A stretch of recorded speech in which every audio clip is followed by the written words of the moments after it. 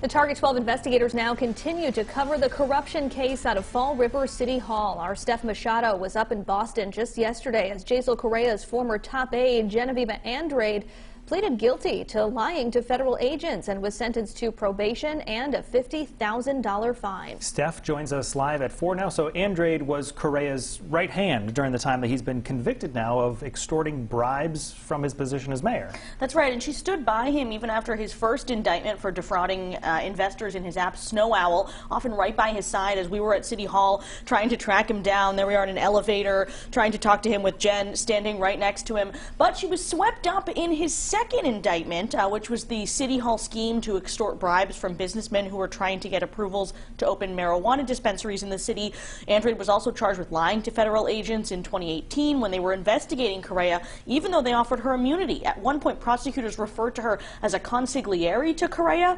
Ultimately, though, after lots of twists and turns in her case, she pleaded guilty to just one count of making false statements to the feds about giving Correia half of her salary as a kickback. The other charges against her were dropped in this plea deal.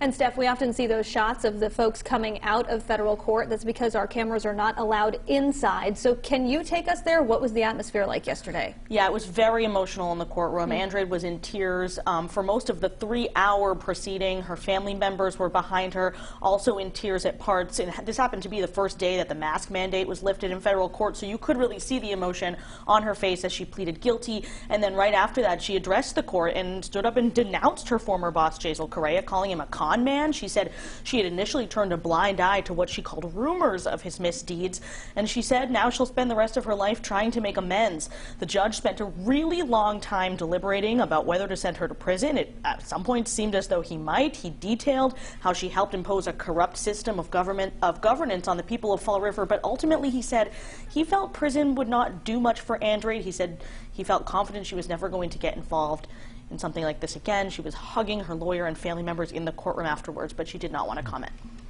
Steph, so this is another defendant in this case, spared jail time. Remind us of the status of the other defendants here. Yes, there are 5 people total who were charged in this case. The only one to get prison time so far has been the former mayor, Jasiel Correia, though he has not served a day yet of that sentence after being granted 6 delays now. So his sentence is 6 years, currently scheduled to report to federal prison in April. Andrade spared prison time, as we just discussed. Tony Costa, one of the middlemen who delivered the bribes, also got no prison time. He got probation and home confinement. Hildegard Camara, same deal, no prison time. And David Hebert, the only middleman who did not testify at Correia's trial, is the final defendant set to be sentenced in May. And we know Steph will continue tracking this for us. Steph Machado, thanks as always. Of course.